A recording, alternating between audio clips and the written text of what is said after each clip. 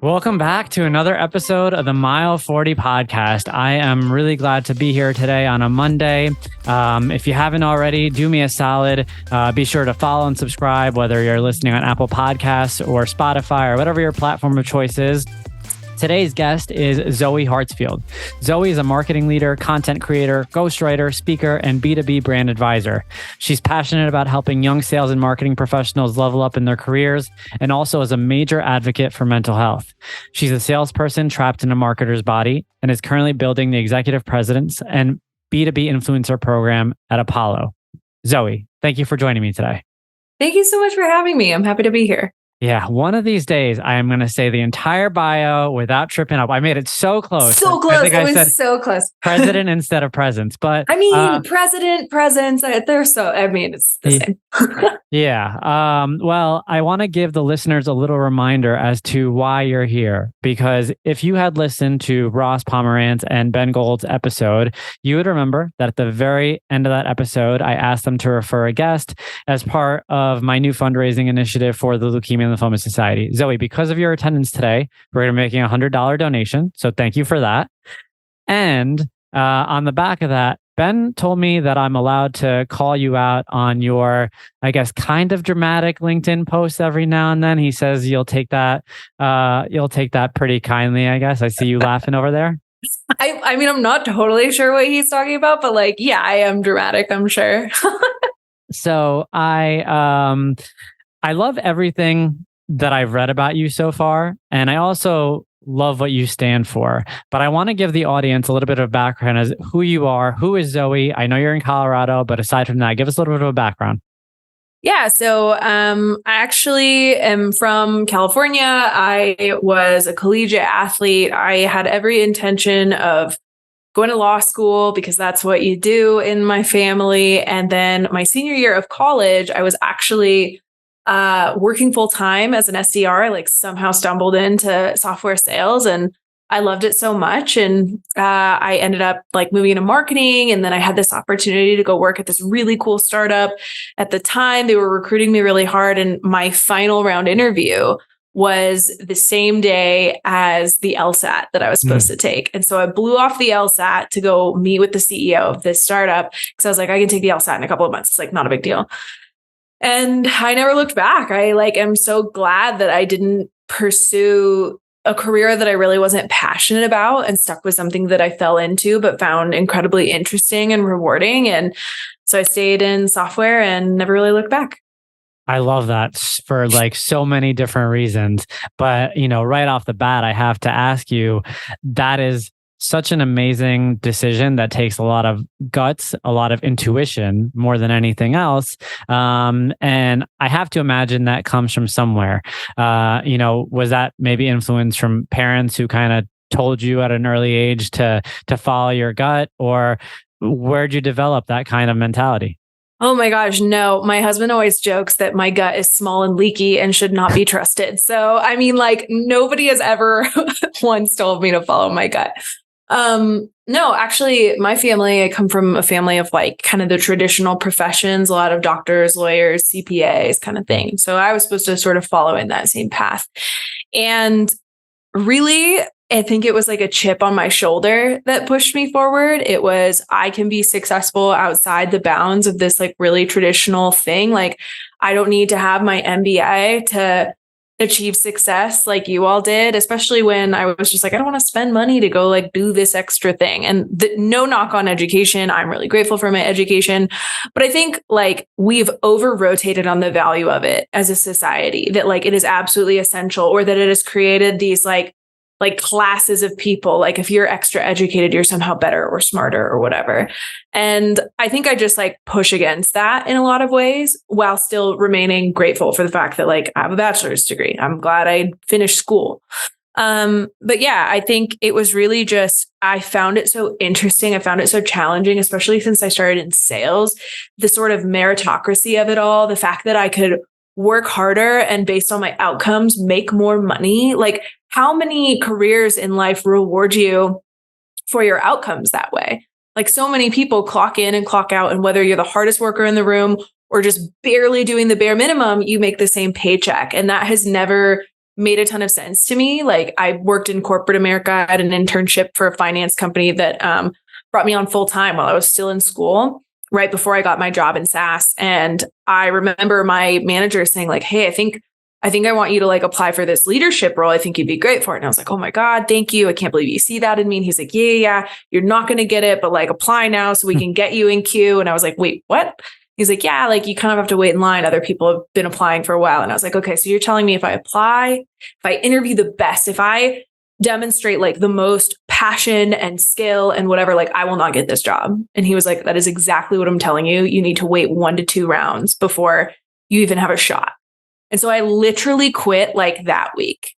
I was like, no, like I'm not going to sit around and wait in line for people who don't care about what we're doing, but have just like been waiting in queue and would then be my manager and that would be terrible. Like it didn't make a ton of sense to me. And like falling into software, the pace of it, sales in particular, the ability to like achieve and then be rewarded for that achievement in like a monetary way was so cool. And so that I think was sort of the motivator. And then I stumbled into marketing and have found similar success in different ways. But yeah. I love that. I mean, you really are a trailblazer in the sense that you saw the situation for what it was and you didn't hesitate around it. And I think there's a lot of people out there who just stick to it because they believe, well, this is the way that it is, right? And, being told this is how we've done things forever. So this is how we're going to continue to do things. And it takes a certain kind of person to basically rise up and say, well, this is how you're going to do it, but I'm not going to be a part of this anymore. And I could relate to that heavily throughout periods of my corporate career. So I appreciate you sharing that. I want to talk about your time spent in the SaaS world and some of the ups and downs in the SaaS world. So let's talk about maybe when you decided to take the shift from sales to marketing and why that came about. Yeah. So I was pretty exacting in this move, and people like one of the most frequent DMs that I get from strangers on the internet is, I saw you were in sales and you moved into marketing. How did you do it? I want to do it too. And I think I'm lucky in the fact that like I actually was intentional in it and I documented that process really well. And I made an effort to do it. I think in some ways there's an element of luck and right place, right time. And in other ways, I was really intentional. So I'll walk you through it. Basically, I was an SDR. I was a top performing SDR. I got promoted to an outbound BDR about 8 months after I started. And that was like a brand new role. I was on like the pioneering team. There was no real outbound motion for that company in any sort of meaningful way until we decided to like go outbound that year. And so started that. And within 3 months, I was like, I hate this. And like, this is not fun. And I was hitting my numbers, but I just like didn't love it. And I also knew I wanted to like move up again. And I was like, okay, so like, do I go into sales after this? And they were like, yeah, like if you crush your numbers for like, 8 to 12 months, we'll make you an AE. Well, at that company, the next like AE role, I wouldn't have been like a mid-market or enterprise AE. I would have been a VSB AE. So like very transactional, very, very small teams, like taking demos, swiping credit cards, handing them off to CS. And that just didn't sound interesting to me. That concept of sales, I was like, I don't want to do that. And the other option was sales leadership and moving into like a BDR management role, which they were like, we would totally see you doing that, but we probably won't need it from like a scaling perspective for like another 8+ months. And I was like, I don't want to wait around for that. And so I had a manager who was really incredible. And he was like, you don't have to know what you want to do. He said, just figure out the stuff you never want to do again. Like write it down, write down all the stuff you never want to do again. And he's like, and then focus on the things you're passionate about. He's like, I promise you'll find something in there. And so I started writing it down every day. When I found myself doing a task that I hated, I would write it down. And that was just on my list of no-goes. And so like cold calling, I made an effort to get really good at cold calling. I still hate it to this day. I will do it. And I can handle a cold call, but they're not fun for me. And they never became fun. And it didn't matter how much I worked at it and like put effort into it and got better at it. I never enjoyed them. So I wrote down cold calling, and I wrote down like the repetitiveness of my day being exactly the same. I was like, I don't want to do that every single day. And so I started like coming up with these things I didn't want to do. And then I found the things that I loved doing. I loved writing copy. I loved A/B testing. I loved starting conversations with strangers. I loved writing video scripts. I loved like collaborating on strategy, breaking into new accounts. And so I pretty quickly put together that like my next best bet was probably marketing. And so that was about 3 months into the role when I was like, I want to go into marketing, because it was about 1 month into the role that I was like, I don't want to do this. And so I think like that was step one. Step two, you have to crush at your role if you want a promotion or if you want to move into another department. Like nobody's promoting you if you suck, even if you're unhappy. So I doubled down to get as good as I could in my existing role so that I could get out as fast as possible. So I made sure that I was hitting quota and like just pushing as hard as I could in my day job. And then I found the leadership team in the marketing department and I made friends with them and I built relationships with them and I volunteered my time after hours. Like, hey, like, is there anything I can help with? Can I like write an email? Can I like help write social copy? Can I do blah, blah, blah? And the VP of marketing kind of took notice of me and he was like, okay, like he started meeting with me like every 3 weeks. We'd just kind of like have a chat and he'd like run ideas by me and creative by me. Cause he saw me also building a personal brand online. Like I just barely started. I was not consistent, but he saw me seeing success with social selling and with writing content. And he was like, okay, like maybe we could leverage something like this. And so after about 3 months of that, like I asked him, I was like, what would it take for somebody to be like the obvious choice for this role? And I picked a very specific entry-level role that I knew somebody was in, but she'd been in for a while and she was going to get promoted soon. And so I was like, what would you need to see from someone? He wrote it all out for me. And there were like 3 skills I didn't really have. And I literally just like every night would go like try and hone those skills for like the next month. And then I get a text from the girl who I'd been like saying, like, I kind of wanted to like backfill her job. And she was like, hey, I actually got another offer from another company. I know you wanted this role. I already told John to like talk to you about it. But he'll probably be sending you a note. And then he sent me a note and he was like, Zoe, I'm recreating the role to have a community aspect. I think you'd be perfect for it. I expect your resume on my desk tomorrow. Love and so that. like, they basically like crafted a role around me. They still made me go through the interview process. There were still other candidates. They still had to fight for it. But like, because I was super intentional, I built the relationships. I made sure I was crushing at my existing role and I honed the skills. And I made it very clear to everybody in the decision-making process that like, this is what I want and this is what I'm going for and this is what I'm willing to do for it. Like you have to make yourself an obvious yes and make it so like undeniably easy to be like, yeah, like who else are we going to hire for this job in this company? Like, I guess we could hire somebody outside, but like this person knows our product. She's been speaking to our customers. She already knows all of the roles and responsibilities. She's been working on the skills that she didn't already have. We just have to teach her a couple of marketing tools and she'll be off to the races. And so that was how I did it. That's amazing. When was that? That was in 2020. So nice little pandemic era for us all. It was like, I think I got the BDR promotion December 2019. And then we all went home in March of 2020. And then August was when they were like, hey, do you want the job? And then I got the offer in September. And then my start date was November 1st.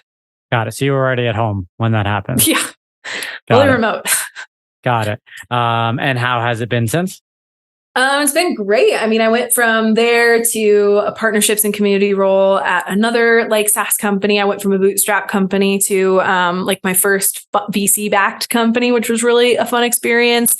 And then I was recruited away to another VC backed company at a similar stage. And I did kind of like a similar role there. I got to do a ton of traveling and like speaking and really hone some of my like evangelism skills in a lot of ways. I then was teed up for like my first head of marketing role at a really, really tiny like seed stage startup. And head of marketing at a seed stage startup is just like utility knife marketer. Like you don't really need to be a CMO. You just need to be a person who can roll up your sleeves and like write email copy and like do all the things. Like you can do all the marketing jobs to like some level of competency. And basically it just means you're working 80-hour weeks and it's like really exhausting, but really fun. And then I did that. And then I just recently actually accepted a role at Apollo, which is where I'm at now, running what I run now. And it's like been the most exciting first couple of weeks at a company I've ever had. That's awesome. And all the while you've been building this personal brand. If you know me, You know that I like to look good and feel good. As an endurance athlete who trains daily, I need my wardrobe to fit the mold. Roan creates performance-driven clothing for your active lifestyle. Each piece is designed for versatility and made with integrity to outfit you for an active life lived on your own terms. The Roan promise is to help you move forever forward. Use code MILE40 for 20% off online and in-store for new customers only. Visit www.rhone.com, that's Rhone spelled RHONE, or find your local store and move forever forward starting today. So let's talk about when that journey started, why it started, and what it's turned into. Yeah. So the first post I ever wrote that kind of like went viral for me back in the day, back before I even had 1,000 connections. I wrote about an experience I had at my very first conference. So in like December 2019, I got the BDR role. January 2020, I went to my very first conference right before the world shut down. And I showed up there and it was just me and another BDR. They sent us without any leadership. It was a conference they had completely forgotten about. And it was 3 days before. And they just like tapped me and my friend Clarissa on the shoulder. And they were like, do you guys just want to go? Like, it'll be a fun experience. We have no expectations of you. Like, good luck. And I was like, okay. So we went and we just like hustled our butts off and like tried to, like build conversations and relationships and book meetings and like go meet these people. And lo and behold, it was like a terrible conference for that. It was mostly a recruiting event. Nobody knew. It was kind of a fluke that we ended up there in the first place, but really, really fun experience. And I walked up to, I cannot remember if he was the CPO or the CTO. It's been a couple of years now. But I remember he asked me, oh, what do you do? And so I just like the little seller that I was, like went into my elevator pitch. And he was like, whoa, calm down, sweetheart. I didn't ask you to sell me. And I was just so like thrown off by that because he literally asked me like, what do you do? And then I hit him with my like 12-second elevator pitch. And he was like, told me to calm down. He called me sweetheart. And he was like, just really condescending. Yeah. And I was 24 at the time. Maybe younger, 20, 23. Anyway, I was just like dumbfounded by this. I was like, what? Like, why would you talk to me like that? So I actually wrote him an open letter when I got back from the conference, and I didn't call him like by name, nothing like that. And I wasn't incredibly like mean or like throwing jabs. I was just like, dear Mr. like CPO or whatever. Here's why calling me sweetheart and speaking to me the way that you did wasn't cool. And I like just kind of like broke it down. And like I had hundreds and hundreds of comments from women being like, I've had an experience just like this, or like, this was like my first conference. Like people just like related to my honesty and vulnerability. And so I think that was like what kind of opened my eyes to, okay, content can reach people in more than just me social selling. Because up to that point, I was just like slinging software on LinkedIn. Yeah. And then I realized like, wow, like this is a point of connection and a place where we can actually like come together in a more meaningful way. And so like, I don't make all of my content about those sorts of stories, but I definitely work it in. Maybe that's what Ben was talking about, my post about like having like $8 in my bank account when I was living in LA and like eating cereal and debating skipping meals or buying gas. And like, it was just like a really rough time at 21. But I think like those are the stories that like resonate with people, because everybody has a story where they're like, yeah, I remember having $8 in my bank account, or like, I remember like having one of those jobs that I just hated, but I needed the money, or like whatever, And so I think like finding those points of connection, finding those stories that resonated with people and realizing I had a knack for telling stories is what made me start writing content. It was really inconsistent. I didn't start doing it super consistently till about 2 years ago. But that has really taken off. And now I've tried to lean more into the value add content. Like, can I teach somebody something? Can I give them a how-to? Can I give them actionable steps or takeaways? Can I help them do what I did, but faster? Can I help them do what I did, but better? And like, I'm really speaking to a version of myself, 6 months to 2 years ago of like, what would I have wanted to know? And that's been really rewarding as far as content creation goes. I mean, just listening to you talk is very inspiring. So you should know that. Thanks. And one of the things that I was thinking about as you were speaking was around vulnerability. I'm in the process right now of writing book number 2, and book number 2 is all around what it means to be audacious. And I break it down into 5 characteristics. The very first characteristic is vulnerability and the importance of being vulnerable, and how it's a true differentiator for someone who wants to accomplish a grand goal of sorts. Were you always comfortable being vulnerable? No, actually, it's interesting. I would say up until I was maybe, I would say in the last like 3 years, I've like really started exploring what it means to be vulnerable. I think when I was younger, I grew up in a house where you didn't talk about what was really going on. I think everybody knew there was some pretty crazy stuff going on, and it was just sort of expected that you showed up in places looking put together and like you kept the craziness at home. And so there was like a point, I guess there's probably 2 points in my life that I can think of really vividly where I kind of had something of like a mental breakdown because, 17 years of keeping all of that hidden from the rest of the world, everybody thinking I'm fine, everybody seeing me as like, oh, she's a straight A student and captain of the soccer team and going to her dream school on a scholarship and doing all of this stuff. Like they think that you're fine and you're good and you couldn't possibly have any problems. And then like to wind up in the hospital on, a psychiatric hold at 17 is like pretty traumatic and everybody's like shocked. But for me, all that stuff was going on for a really long time and I just never talked about it. And then, again, a few years later when I was a little bit older and like into my career a little bit. So I think, no, it did not come naturally to me. I think in some ways, if I'm being really honest, I probably swung too far in the direction of vulnerability. And I'm trying to kind of like find that equilibrium of like, you don't have to share everything. But also I want to share more than nothing because I just firmly believe I grew up feeling very see-through, like people didn't really see me. They didn't really know me. They knew who I was supposed to show up as, but people didn't really know who I was. And I just don't want people to be in my presence or like to experience people and have people experience me and feel see-through. Like I always want people to feel seen and understood to whatever capacity I can make them feel that way. And so I think by exploring vulnerability and authenticity in a way that isn't like to the point of oversharing, I've been able to have really meaningful connections. And I think it makes me better as like a peer and a leader and a friend and a mentee and a mentor and like all of these other roles that we have in our personal and professional lives by balancing that level of like transparency.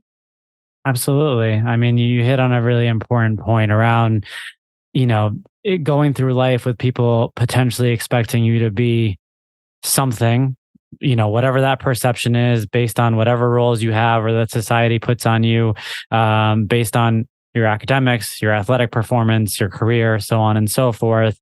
And to your point, I find that the most successful sellers are the ones that are most humanized, are the ones that have a capability to level, and leveling usually involves vulnerability. And to your point, there is a middle ground around vulnerability too, right? And so I appreciate you sharing that, and I appreciate you sharing some of your background too from a personal perspective. And that was kind of the direction I wanted to take you in because you do talk about a focus on mental health, and I want to kind of dive into that a little bit, given the premise of the show here. As personal as you're willing to get, kind of letting us know how mental health came to the forefront for you, and if it was those 2 examples that you shared that played a role. Yeah. So, I mean, I think there have been a few moments in my life, those 2 probably being like the main ones, maybe like 1 or 2 other ones. So I would say like the low point for me was actually probably about a year ago. 2022 was a really rough year for like a number of reasons. My husband's grandmother, who we love, was in a really bad car accident. We ended up moving her in with us. She moved into our room. We moved into our basement, and we ended up full-time caretakers of an elderly person for the first time at 26. And I like did not know how to do that. And like, we would be waking up at 1 a.m. to like help her with things and, cooking and cleaning and taking her to doctor's appointments and all of that stuff. Like we went from 26 and no kids and 2 dogs and doing whatever to full-time caretakers of somebody who really needed our time and attention. And that was just a tough adjustment, but it's what you do. It's what you do for family. And like, I'm really grateful that we were able to provide that support. But I think that was like the beginning of a very hard season. And I was traveling a lot for work. Like I think between March and June, I went on something like 8 trips for work. Like almost every other week I was traveling, if not every week at some points. And in the midst of that, one of my best friends from college passed away. She died really suddenly, and she's a couple of years older than me.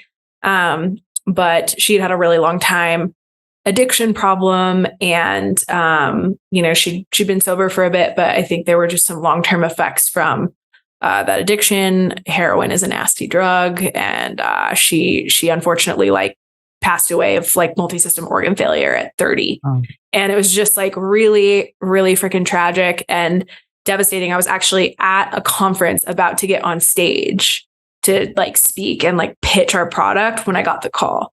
And I had to just like shove that down, get on stage, crush that, get off stage, go cry in the bathroom for like 30 minutes and then go work the booth because it was just me and an SDR and I needed to like be there to support him. And so I think that was like another moment. I think it was just like a really tough season that summer. Our company went through a RIF. It was the first time I'd been at a company that went through like that big of a layoff. And I was not laid off, but like friends of mine were. And it was just like so sad watching this happen. And it like fundamentally changes like the vibe at work. Everybody's now like nervous and afraid. Like it was just really stressful.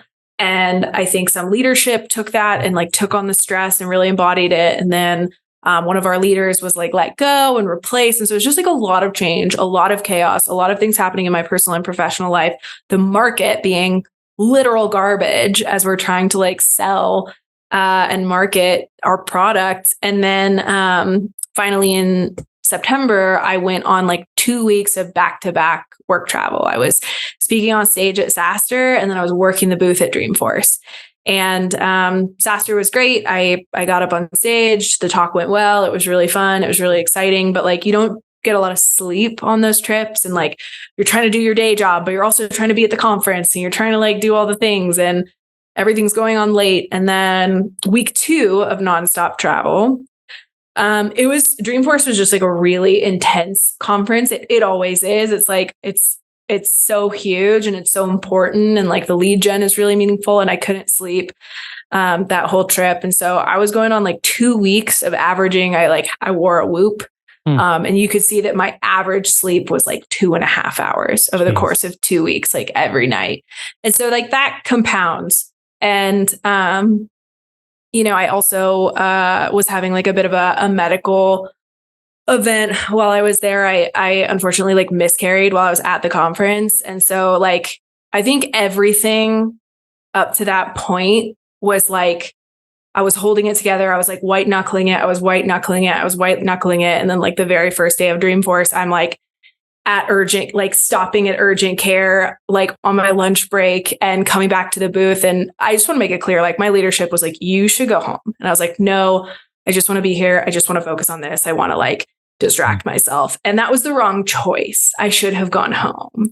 And I didn't. And I think like the continued no sleep, the hormone fluctuation that you experience in something like that, the physical pain, by the end of it, I had like a full on mental breakdown, right after the conference ended that evening. And I ended up in the hospital, on a 5150 hold again.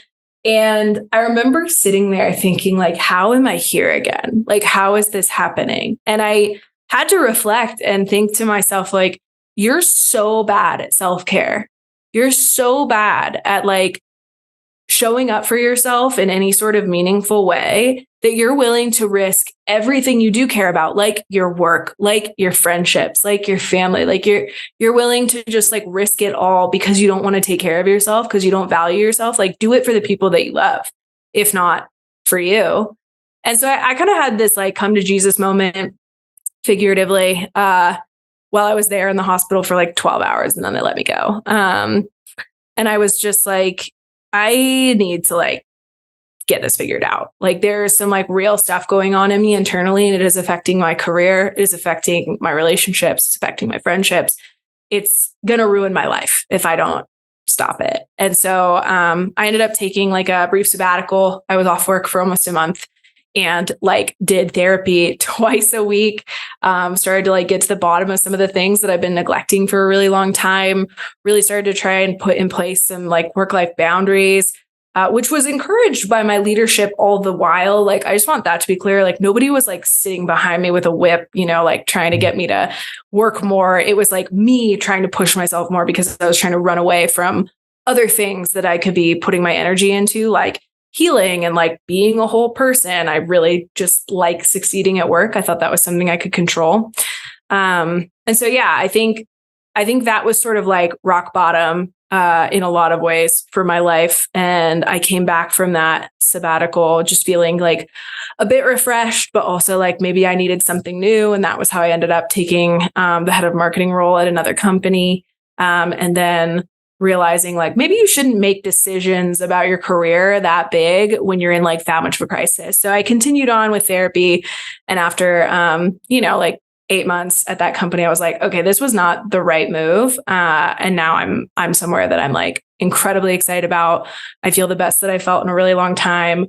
I feel like my mental health is taken care of. And some of that is therapy, and some of that is medication, and some of that is like physical well-being. Some of it is work-life balance. Some of it's just talking to people and like having people in my life who I regularly check in with. But I think I've rambled for a really long time. The thing that I learned the most is that like I do a lot of things in the name of taking care of others. And I think if I really cared as much about others as I said I did, I would have taken better care of myself, because it's really hard to show up for other people if you're unwilling to show up for yourself.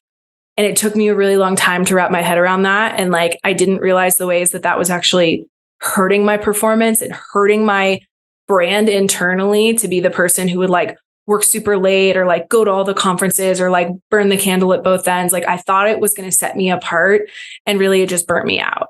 And so finding balance, finding boundaries, and like really learning to enjoy the work again it's done wonders for my career. And I've like skyrocketed since then. First and foremost, thank you for sharing all of that. That's very, very special. And I'm honored that, you shared all that on this platform. And for a number of reasons. The first thing that comes to mind is what you said about how if you don't take care of yourself, it's a real limitation on what you're going to be able to provide to others, despite the fact that you think that you're putting others first. And then that theme has come up on Mile 40 a few times in different contexts. And hearing it in this context is particularly important, because I feel like your situation before it bottomed out is a situation that a lot of people can relate to. And I'm sure you still see it in your day to day, where a lot of people struggle with creating that boundary, or struggle with putting work in its own compartment, and realizing that there are other elements to life, and that there are other people who are impacted by perhaps that behavior of just putting work first. And work could be replaced by anything in this context. And I know this is not a one size fits all type of scenario. And what works for you may not work for everybody else. But I really appreciate you sharing your insight there. And my natural next question is around, you clearly have a big platform here that you've cultivated, that you're using your own journey and your own lessons to help inspire and move other people in the right direction. When you talk about this topic in particular, is there a high level approach? Meaning, what kind of guidance are you giving to people, right? If you were going to create a LinkedIn post about this tomorrow, what would you be talking about? So I think like one thing that I share pretty frequently is just like the value of therapy. I try my best, especially lately, to avoid shoulds. like at the end of the day, I'm not an expert in pretty much anything. The only thing I can claim expertise in is my own experience. So I really try and come from a place of like, this is what worked for me and break it down step by step for people. So if they wanted to use it as a blueprint, they could.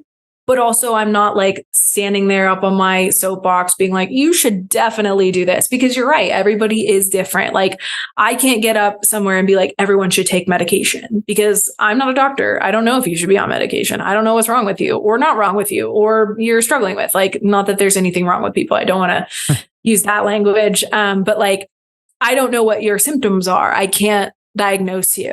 Like I'll have people DM me all the time and be like, do you think I should get on medication? I'm like, you should talk to your doctor. Like, I don't want to be, I can't hold that much power. I didn't go to medical school. So I try and avoid shoulds as much as possible, but by like sharing my experience and walking people through, kind of like I did with the whole, like how I moved from sales to marketing. It's like, this is exactly what I did. And here's why I think it worked. Like, do with that what you will as much as possible, because like, I could give the shoulds all day, but I really only know what's worked for me, and it may not work for you. I also think there are probably like 15 paths to the same end point, if not more. So I talk about the things that I value and that have helped me. And I am a pretty big advocate for therapy. I don't know too many people in my life. Like I have enough data points from other people in my life. I don't know a single one who's like, therapy hurt me. Like everybody I know is either like net neutral or like way, way, way net positive on therapy. And so I'm pretty like vocal about that. But to answer your question, like, yeah, if I were to write a post about it tomorrow, it would be a story about something I went through and then like how I got out of it, and as much of a clear step by step and like why I think it worked.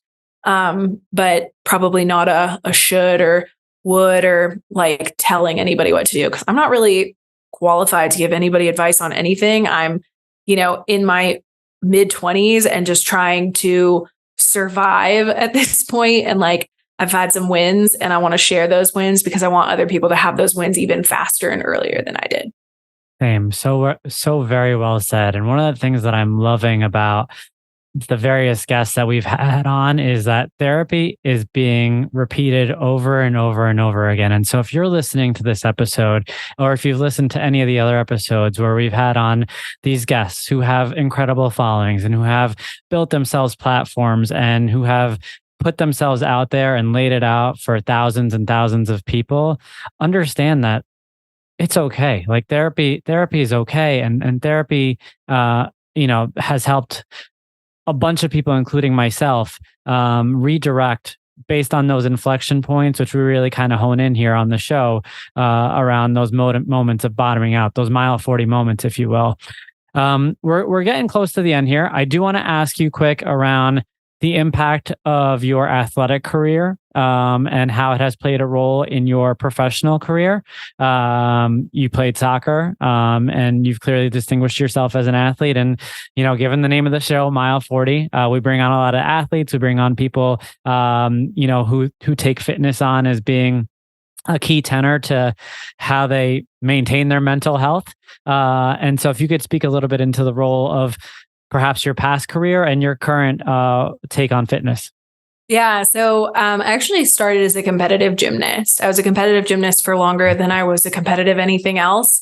And in high school, I switched like midway through high school to soccer. So like to go from never kicking a soccer ball, like to captain of the team by my senior year, like I think there's some level of just like, I think people who are athletic tend to be good at like multiple sports, not always, but like usually. I think the biggest traverse was gymnastics is a very individual sport. As much as you're like on a team, the team score is just tallying up the individual scores. Like you're not working together. You're not, like it's not like that. And so I found so much more like joy and fulfillment being on a team than I ever did being alone. And so when I got to college, oddly enough, I took a track scholarship. It just like had to do with like the fact that it was like the school my best friend was going to. We were going to go both run together. And it was like a total fluke that they gave me a track scholarship because I was not a track person. I was also really good at softball. And I was actually there to try out with the softball and soccer teams. And the track coach saw me sprinting and was like, I will double your scholarship from whatever these guys are going to give you to have you come here. And I was like, done. So I signed because my sister, or my best friend, who is actually my now adopted sister, it's sort of a long story, but my parents adopted her when we were in college. She was on the track team as well. So it was like the dream. And I went, and it was horrible. And I hated running, and I still hate running, but I run kind of often now. Fitness has been something really helpful for my mental health. I've gone through seasons of neglecting it. I've gone through seasons of taking it very seriously. My brother-in-law passed away suddenly about 7 weeks ago. And I was actually supposed to run a half marathon 3 days ago on Saturday in LA, like a trip and like tickets paid and all of that stuff. And I forgot. I was training for it from like April to mid-June. And then I just like forgot about it because there was other stuff going on, and I stopped running, and I would have forgotten about it entirely if it weren't for the fact that I got the registration email, or like the check-in email on Thursday. It was like, don't forget to check in at the thing tomorrow morning. And I was like, oh my God, like I'm supposed to be in LA. Like I'm in Colorado. Like, what am I doing? And I forgot, and I hadn't been running. And it would have been really easy for me to be just like, you know what, it's fine. You get a free pass. It's an excuse. And it would have been, I want to make this clear, like it would have been totally fine if I did that. Like if anybody else were in that position and they were like, okay, you know what, like lots going on, I'm just going to sit this one out. I'll run it later, would have been acceptable. But I've been really working on like self-esteem lately and self-trust. And I found that like the best way to build self-esteem for me has been keeping my promises to myself. And just like stacking up pieces and pieces and piles and piles of evidence that like I am who I say I am. I do what I say I'll do. I can achieve what I set my mind to. And so that's what I like am pushing for lately, very intentionally. Like my husband and I listened to this podcast by Andrew Huberman about like how like the benefits of sunlight in your eyes first thing in the morning. And so I was like, okay, you and me, like we're getting up, sunrise, we're going to go take the dogs for a walk. And like this morning was the first day we did it. Like we heard the podcast, 48 hours ago. And then this morning was like the day that we were going to do it. And there it was 5:50. And I was like, I don't want to get out of bed. Like that sounds terrible. But we did it. It was just like, you know what? You are who you say you are. You do what you say you'll do. You can achieve whatever you put your mind to. And that's like a little simple thing. But like the more times you can do that, the more evidence you have stacked up to like believe yourself, like believe that you can do the things that you commit to. So all that to say, Thursday night, I get the email and I'm like, oh my God, I'm supposed to be in LA. Like I haven't been running for the last 6 weeks. I think I went running like 4 or 5 times in the past 6 weeks. And I was like, I'm not prepared to run 13 miles, like at all, like anytime super soon.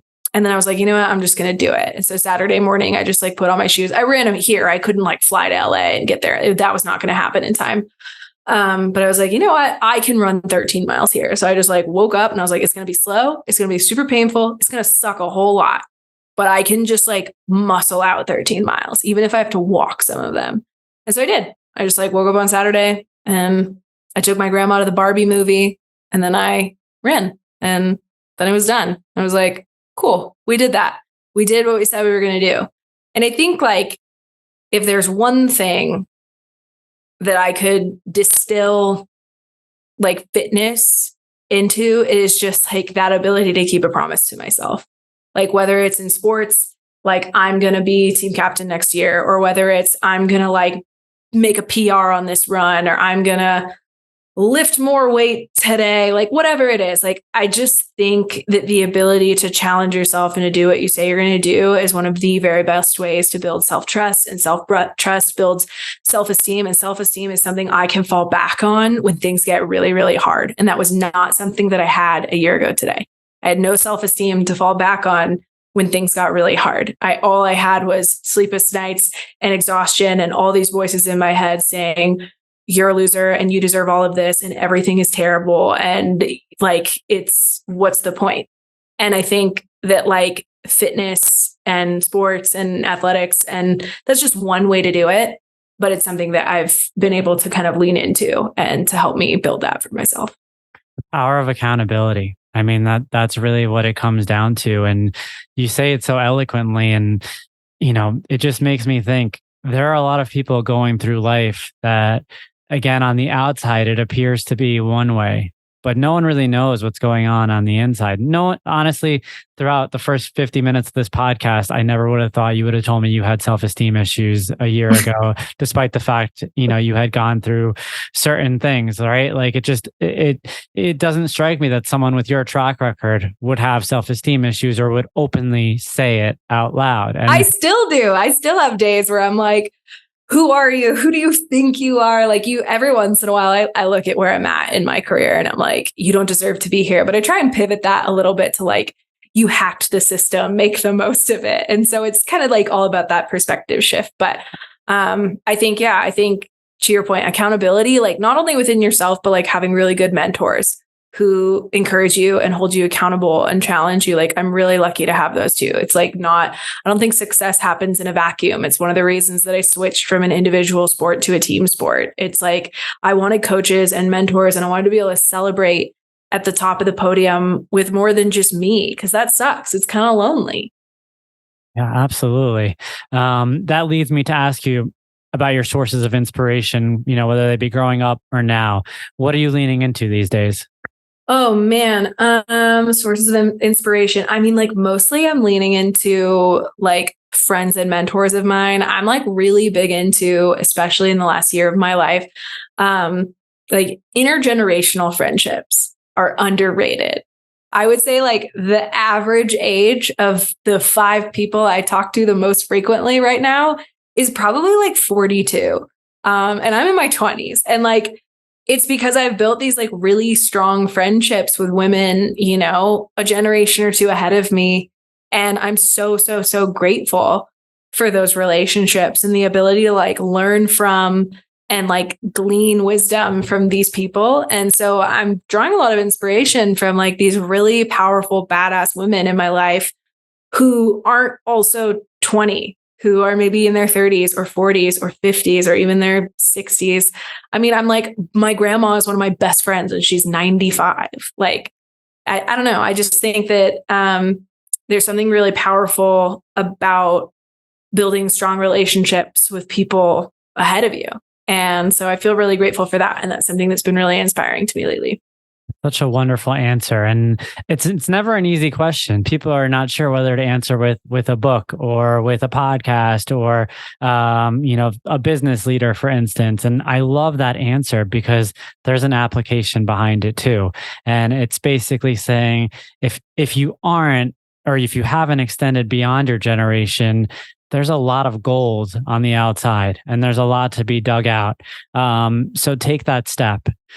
Zoe, close things out here. And this is what we did with Ross, and we're going to do it with you too, right? Mm-hmm. Who would you recommend as a guest to come onto the Mile 40 podcast? If I can secure them as a guest, we're going to double the donation we made for you. Today, we donated 100. We're going to donate 200, and we're going to continue this chain on. Ultimately, the goal is to raise $1 million. If you're a business owner listening to this podcast and you're interested in a tax deduction and you want to work with Mile 40, definitely shoot us a note. But back to you, Zoe. Who would you refer to come on? Oh my gosh, this is such a tough call. I mean, I would love to refer Sam McKenna, if you can get her. I think that would be a really incredible one. Otherwise, and maybe you should ask them both, Will Aitken. Will Aitken or Sam McKenna? Mm-hmm. Awesome. Challenge accepted. Zoe, thank you so much for coming on today. It was a pleasure having you on. Really appreciate the insight. Really appreciate all the tidbits that you left and the fact that they were all actionable. So thank you so much for coming on. Yeah, thank you for having me. You got it.